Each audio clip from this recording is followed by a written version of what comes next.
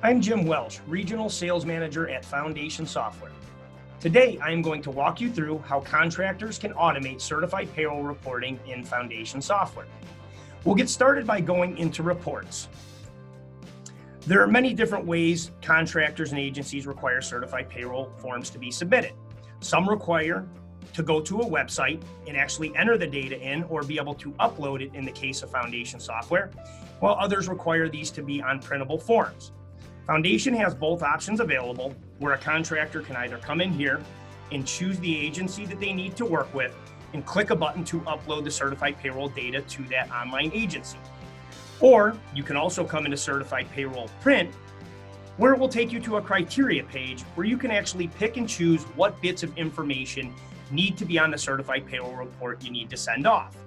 We know that contractors and agencies require different bits of information, so this screen allows Foundation users to be able to actually pick and choose what bits of information they need.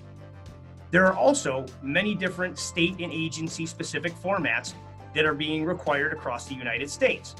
So in Foundation, once your payroll has been entered and posted, you can simply click a button and your certified payroll form is there ready to be submitted to whatever agency you need to submit that to.